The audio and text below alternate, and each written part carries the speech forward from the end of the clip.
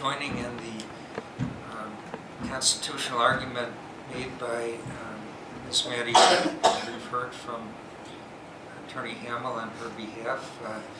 Is there anything that you would like to add? One thing that I would like to add in the question about whether the announcement in terms of a tourist coming into the Capitol, whether the announcement takes care of that issue, I would say it certainly does not, because the announcement is made at 12 o'clock. The arrests occur from 12 o'clock to 1 o'clock. And if a tourist were to come in at 12:10 or 12:15, or they wouldn't have heard the announcement, and so they would be subject to arrest even though they had not received the announcement. So that was just one small thing. For the most part, I'm representing myself, but this is not my profession, and I rely on the arguments of the people in the legal profession here. So that's all I have to say about the content of the constitutional motion.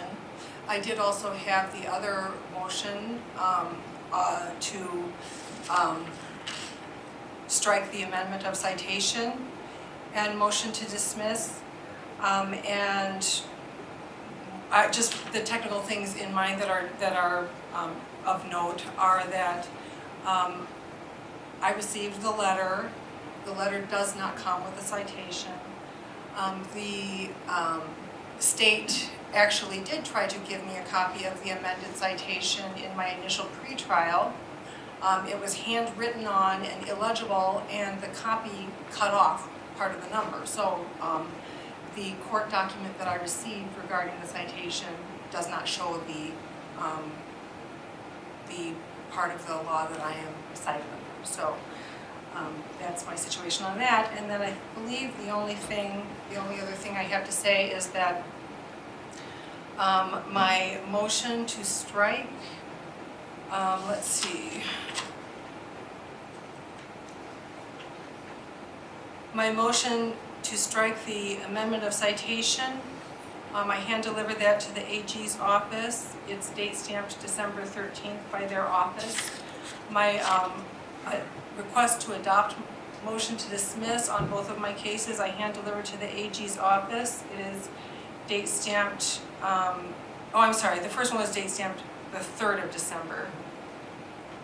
So the strike plaintiff's amendment of citation was date stamped December 3, and then the two motions to dismiss based on unconstitutional rule, I hand-delivered to the AG's office. They were date stamped December 30th, and I never received any response. So the briefs or motions or whatever that were filed in response to the other cases, I would say don't apply to mine because nothing was filed from the state in regards to my cases.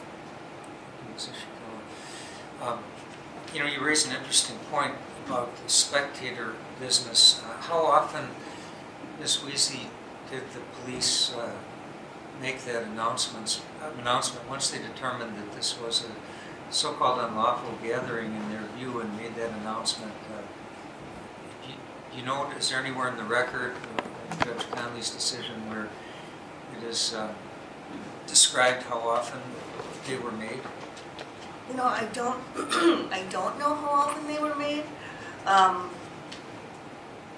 I'd have to check the record, and I could be mistaken, but I believe the record indicated that there was a posting also that the police used, a physical paper posting.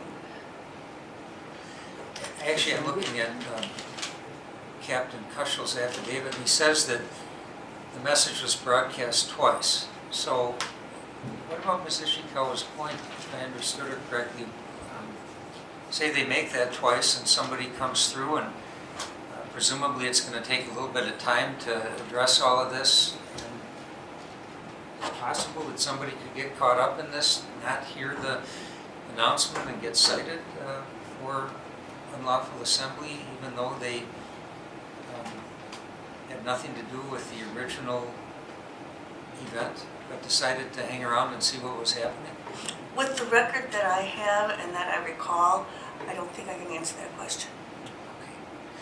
Okay, thank you, Ms. Weezy, and unless there's anything else, Ms. Ishikawa, thank you for your comments